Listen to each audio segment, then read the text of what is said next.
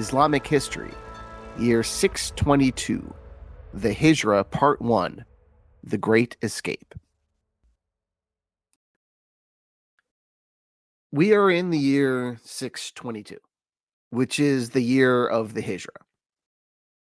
And one of the more stunning and strange aspects about this part of Muslim history is just how restrained the enemies of Islam seem to be at this point in time. That's not to say that horrible things hadn't happened. They had. But because of these tribal codes and the desire to avoid blood feuds and a set of rules that was quite extraordinarily effective at keeping that particular society together, some Muslims actually lived in Mecca after Muhammad had basically joined another city, committed treason, pretty much. And one reason for this, and this is the time I'm talking about right now in the year 622. Now, one reason for their relative safety was that many of these Muslims still had family members and tribal chiefs who were willing to offer them protection, the protection of the tribe. And this included Muhammad, actually. If you may remember, he was still under the protection of Mutam ibn Adi, who was one of the Meccan chiefs. Funny enough, not of his clan, but of a different clan, but his protector nonetheless. We went over that in an earlier episode. And this situation, through a modern lens, just looks really, really strange because you have a tribe, in a city that's very good at commerce. These were capitalists. And yet, they just weren't terribly ruthless people. Muhammad, they should have known, I think most of them did know, that he was an existential threat to them. And yet, he was almost inhabiting some kind of weird nether zone, some weird loophole, a neutral zone in Meccan society that kept him alive. I mean, usually, when you know someone is planning to betray you, you do something about it, right? Something big, something decisive. But the thing is, they didn't. Muhammad remained in the city. So did many prominent Muslims. And in retrospect, this seems completely insane, from our vantage point all these years later. But I think the main concern in Mecca, still, even at this point, was ultimately preventing a civil war between the clans. So, no killing protected people. I don't really know if the Quraysh were just overly cautious people, or perhaps soft from a certain angle.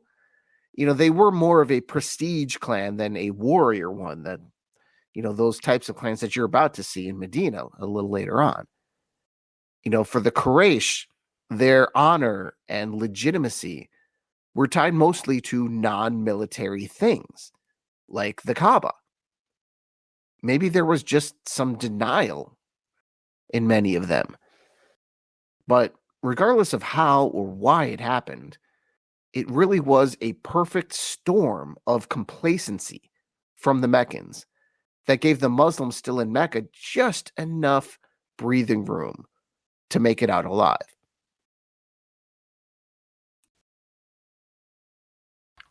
So I want to characterize the situation of the Muslims in Mecca at the time.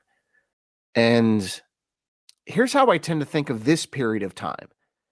It's almost like the Muslims were in a POW camp. The POW is prisoner of war. That's a POW. I'm not sure that's general knowledge. It is over here, but this podcast has a stunningly global audience, and I thank you for that. But it really was that type of a situation. You had people who were in a sort of prison, surrounded by armed men with complete power over you. And despite the fact that you were draining the resources of these people, and the fact that they know that for certain, if you had the chance, you would cut their throats if you ever got the opportunity. They know this, and yet they don't kill you. So in this situation, the prisoners know just how much they can actually push, lest they get shot or tortured or whatever. Now, to clarify, I'm not talking about a POW camp in, say, Vietnam or World War II Japan. I'm talking about a Geneva Convention following power, a place where the rules are, for the most part, respected. If you ever saw the movie The Great Escape, this is that kind of situation. That movie perfectly displays the tension of the final days of Muhammad's people before the Hijra, when they were stuck in Mecca.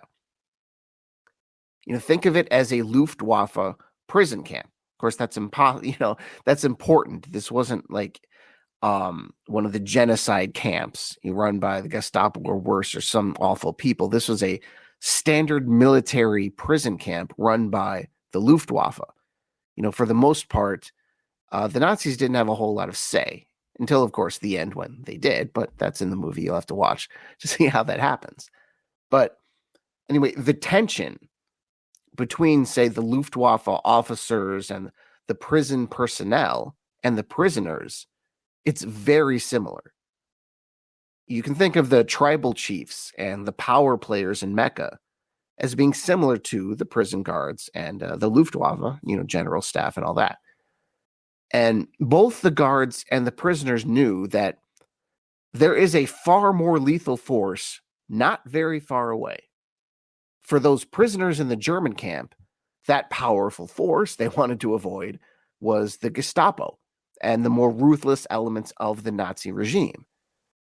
And for our situation in Arabia, for the Muslims, it was the threat. Oh, I'm sorry. For the for the Muslims, the problem was the threat of the United Tribes of Mecca deciding, you know what? We've had it with the Muslims. That's it. We've reached our breaking point. We're getting rid of all of you. And just as the prisoners in the Great Escape pushed a bit too hard, and the Germans did indeed finally take the gloves off, the same would happen with the Muslims. Now, I want to run with that analogy, right? So the Muslims are in a POW camp. And when you are a soldier in a prisoner of war camp, what is your primary duty? It's actually not to lay low and, not give them trouble. It's to escape, to hinder the enemy any way you can. But primarily, if you can, escape so that you can contribute to the war once more. Now, how do you escape? You escape quietly and at night and without anyone seeing you. And this is precisely what the Muslims ended up doing. They left Mecca a few people at a time, in the night, unannounced. Almost all of them, but there was one major exception to them, and that was Umar, because Umar didn't have to hide from anybody. Umar was a huge, giant guy, and most people were afraid of him. So he just said, you know what, I'm leaving. He just declared he was leaving, and he dared anyone to stop him. It's a good thing they didn't have guns back then. Because isn't it interesting to think of how important physical stature used to be in the ancient world? Physical height, prowess. I mean, it still is. Tall people are still preferred pretty much in every aspect of life, particularly men. They earn more money, they're better regarded for some weird reason, and all that. It's one of the few prejudices that's still widely acceptable, at least in my part of the world. But the invention of the gun pretty much leveled the playing field for all men in terms of lethality. In our day, one little guy with a gun can kill 10 giant men without a gun. Way more if he has a good military-grade rifle and some training. But that wasn't the case in ancient Arabia. So Omar, big guy, big enough that even a couple of arrows probably wouldn't save you. He'd be able to come and kill you before he died. So Umar, this big guy, he just walked off. Unfortunately, very few had that option. The guards, they still had a great deal of power. And there were a few unfortunate people who ended up running afoul of these prison guards. there was Hisham, who was basically imprisoned by his family. And the family, apparently, according to the story, made him renounce Islam. And one man named Ayash actually made it to Medina with his cousin Umar, who I just talked about earlier. Unfortunately, he was persuaded by his half-brothers, someone named Harith and the notorious Abu Jahl. He was persuaded to come back to see his mother. So what they told him was basically his mother, according to them, was making very dangerous threats to herself. She was going crazy. And she was just going to basically kill herself unless she saw Ayash again. So they persuade him to leave. And of course, they ambushed him on the way, tied him up, and carried him into the city, telling the other people that this is what you should do to your Muslim relatives. There's no blood feud if you just merely imprison someone instead of kill them. Ayash was also persuaded to recant, perhaps under torture. Now, luckily for these unfortunate people, in the end, all was forgiven in this situation. Seriously, by God himself, according to the Quran. Because this situation actually did make it into the Quran. Surah 39, verse 53. Say, O Prophet, that Allah says, O my servants who have exceeded the limits against their souls, do not lose hope in Allah's mercy, for Allah certainly forgives all sins. He is indeed the all-forgiving, most merciful. So those two men, they recanted their recantation.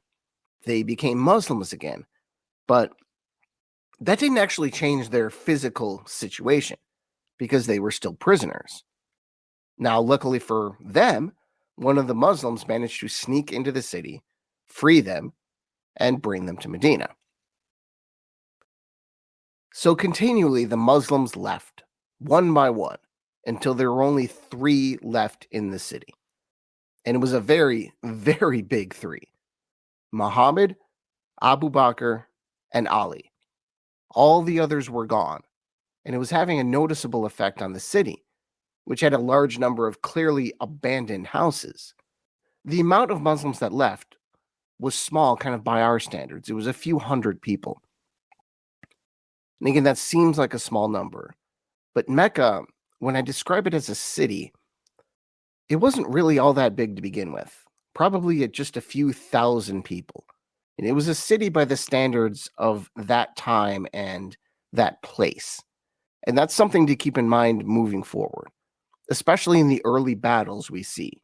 Because these battles, they're barely even armies competing in these. These are tiny, tiny numbers. In a modern army, they'd probably be called a company, these armies going at each other. Maybe 2 companies, but these are just very, very small numbers by modern standards. So, like I said, the big 3 were left in Mecca. Now, of course, they weren't really the only Muslims left in Mecca. There were secret Muslims, there were slave Muslims, there were families of Muslims. I actually believe the families of all these 3 were still there. But for the purposes of storytelling, the big players, particularly as far as the Meccan authorities were concerned, there were 3 Muslims left in Mecca: Muhammad, Abu Bakr, and Ali. Now, this big 3, this group was probably going to leave soon anyway, but something ended up giving their mission some extra urgency, because at this point in time, at this extremely vulnerable position, Muta'im, Muhammad's protector, he died. So here we go again.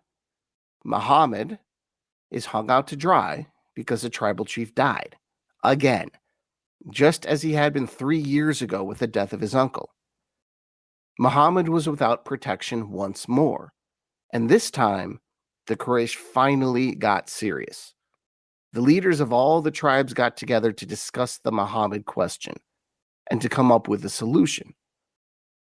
All the leaders met with the exception of Abu Lahab. So the Banu Hashim, Abu Lahab was the head of the Banu Hashim. Muhammad's clan would not be represented at this meeting. Led by Abu Jahl, the consensus became that only one solution remained for the Islamic question. They decided it was time, at last, to just kill Muhammad. Regardless of how the Banu Hashim may feel about it, this was just getting way out of hand. It was just time to kill him and let the chips fall where they may. And this group of leaders came up with a plan. And there were two critical aspects of this plan, politically speaking, at least. The first was the idea that the Banu Hashim would accept blood money for the death of Muhammad. At least they hoped so. Muhammad didn't have that much support among his own tribe anyway, so they thought this was probably doable. You know, whatever money it is, we'll just pay it, it'll be done, and that's the end. And two, in the unlikely event that the Banu Hashim would not accept blood money for the murder, wanting to start a war or whatever, they needed a united front of all the other tribes, meaning all of the other tribes would have to be implicated in Muhammad's death. And basically say, hey, we all did it. You Banu Hashim, are you going to come against all of us, really? Because they knew, probably, that the Banu Hashim would not go to war with every single tribes because that would be suicide. Therefore, someone from each tribe would have to stab Muhammad. They would all have to do it together so that they shared the blame. It would end up being very much like the famous murder of Julius Caesar by a number of Roman senators. Had the plan succeeded, really, that's kind of what it would have looked like. But as we all know, obviously, that didn't happen. Muhammad was fine. And how did that happen? Muhammad, the story goes, got a heads up from Gabriel, telling him, you know what, it's time to go. So with this warning, the remaining Muslims hatched a counter plan. Now, again, like I said, at least that's the story. But first, I think we should step back for a second and think about just how extraordinary this moment is, or was. How pivotal this moment really was in Muslim history, in world history. Just think how things could have been very, very different in a million different ways right at this time when only 3 Muslims are left in Mecca. The Meccans are so worried about all these Muslims heading to Medina, but the big 3, they were still there, perhaps trying to cover everyone's safe exit. And I do think that's why, actually. I think that part is true, but no one ever really tells you the mechanics of how Muhammad and his closest crew were actually covering everyone's exit. It was pretty brilliant when you think about it. Because all the effort that went into this migration, all the danger, all the agreements, everything, and yet, without the person of Muhammad and his 2 chief lieutenants as well, Ali and Abu Bakr, this whole thing, this migration, maybe even the religion, it would completely just fizzle out. It would mean nothing. It would just be 100 people with new addresses, So, I'm sure Muhammad understood this. Why is he risking that happening? Does he not realize how important he is to this whole thing? Isn't it horribly irresponsible for Muhammad to actually be in Mecca right now? Well, the reason Muhammad was risking it all like this is because he had to. Because if he wasn't in Mecca, his people would have never gotten away in the first place. Muhammad knows he's the head of this religion, and killing him could end the threat to Mecca. This seems obvious, but what is less obvious is that the tribal leaders of Mecca know that as well. So what ended up happening is with Muhammad staying, the threat never registered in a primal, immediate way. As long as Muhammad was there, and they theoretically had this option to kill him and snuff out the religion, they still had the nuclear option in modern parlance. As long as they could do this, as long as they could just pull the plug on this whole Muslim thing, if they really, really needed to, and deal with the fallout afterward, the Islamic threat just didn't register to the level of extinction. It was just a little bit below that. Just by his presence in Mecca, Muhammad was able to keep the threat perception of the Meccans, like I said, just below existential, just below that line, just low enough that not enough people would freak out completely as his people trickled out of the city. Basically, Muhammad was using himself as a human shield for his people. But now was the end game. Only 3 Muslims left in the city.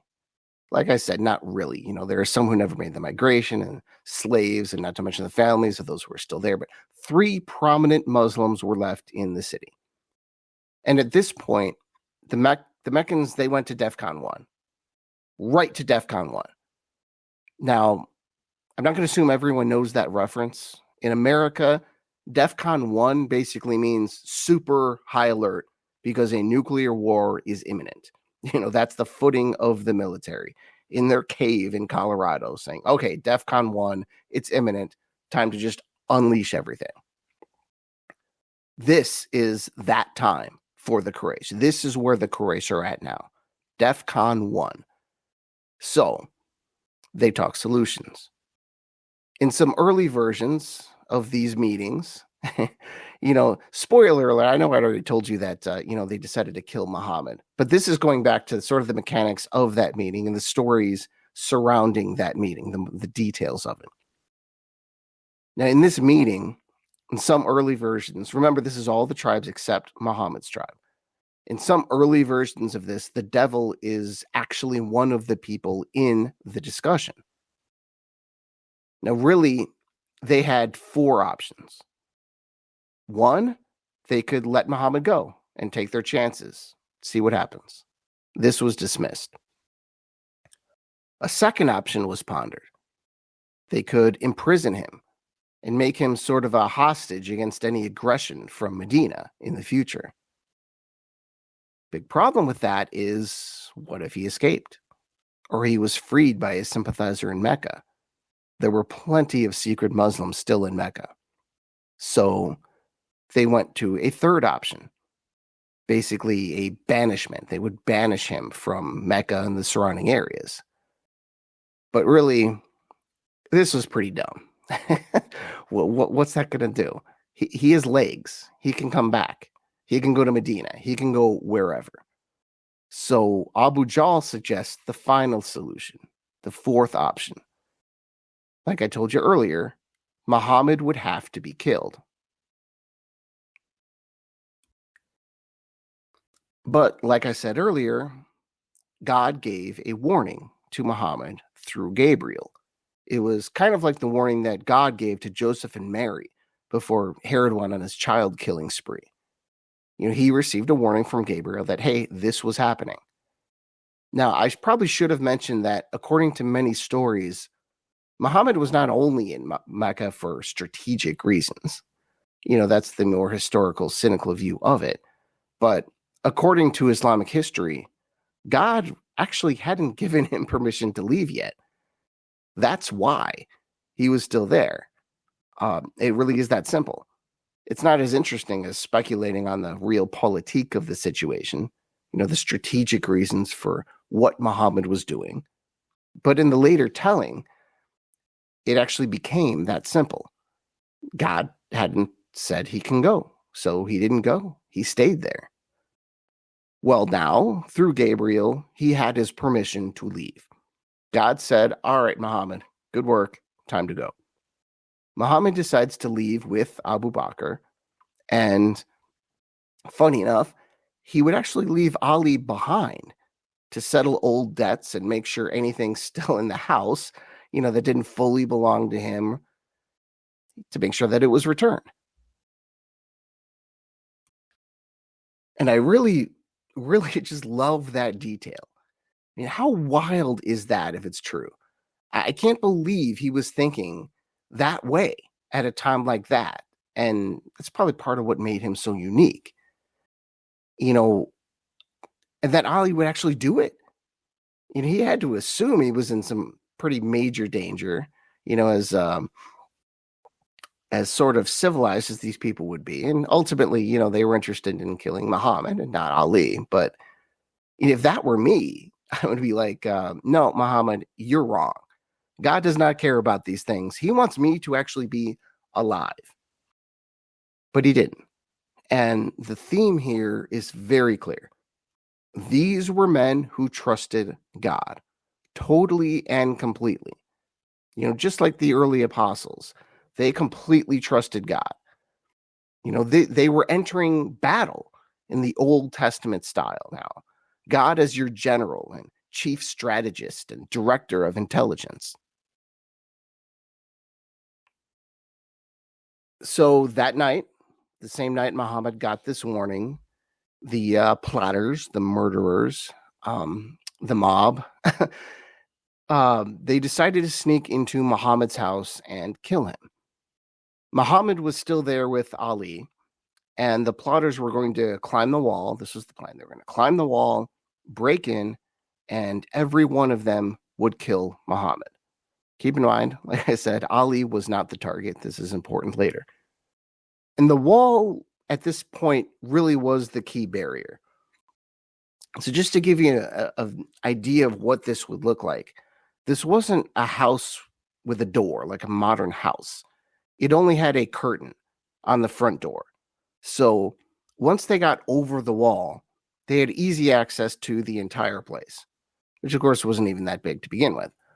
But as the story goes, the assassins heard the voices of women, and not wanting to dishonor themselves, and also understanding the historical weight of this moment, they decided to wait.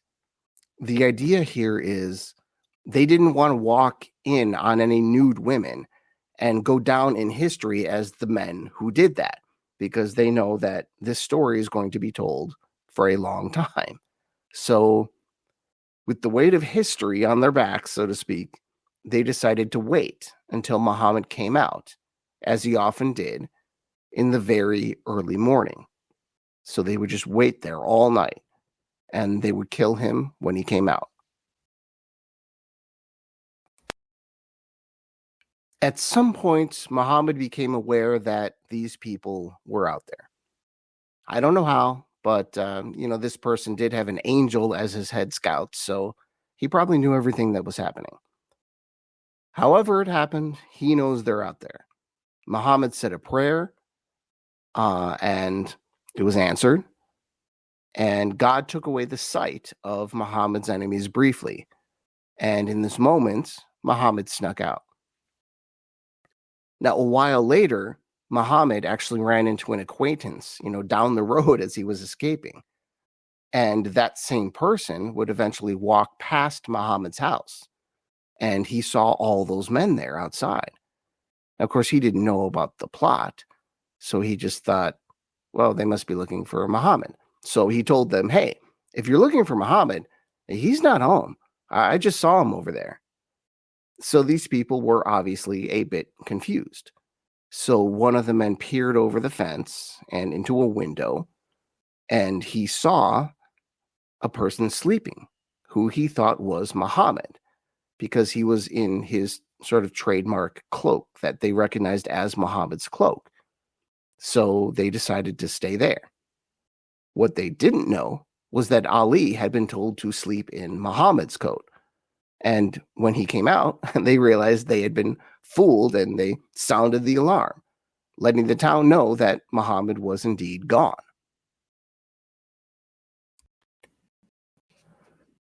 Now, one major missing part of this story, historically is what they did when they finally saw Ali. I'm sure they were surprised, and I always think of Ali just kind of springing up when he felt them around him, because surely he wasn't sleeping. No one could possibly sleep in a situation like that. But when they finally realized, oh, it is Ali, and they got all these weapons on him, why didn't they just kill Ali or take him as a hostage or do something? But they didn't. And we never really get an explanation for this. It could just be that in the moment, they just didn't care about Ali. They were focusing on the task at hand. They were too busy panicking and about to run all over the desert and turn over every rock looking for Muhammad. So Ali just didn't really rate in their mind. He wasn't important enough. Or maybe it was an Arab tribal thing. It's really hard to know what the ancient rules were in that society at that time regarding every little thing. There's just too much distance between our culture and theirs. I'm pretty sure Ali was still considered to be part of the Banu Hashim clan. And if they had killed him, it would have been a giant bloody mess from a tribal standpoint. So why bother? But that's not really part of the story. I never see it included, never have. Mostly because it's just not that important. And, again, why should they care about Ali? Muhammad was the important person. And with the loss of Muhammad, going back to the metaphor that I started with, the prison camp of Mecca was now nearly empty. And now their prize, their former prisoner, the general of the opposing army, had just walked out of the prison camp in the dead of the night. Muhammad, their most valuable prisoner of war, had escaped. And they had better find him really quick, because this was kind of like Napoleon escaping from the island of Elba back in the day. This was not just an escaped prisoner who was going to go back and be a soldier, or even the escape of an important prisoner, or the escape of a dangerous prisoner. This was way, way more than that. This was an escapee who, if he were to get away, could come back in command of thousands of armed men. Just like Napoleon, Muhammad had an army waiting for him. He just had to reach it first. Thank you, and I'll talk to you next time. Inshallah.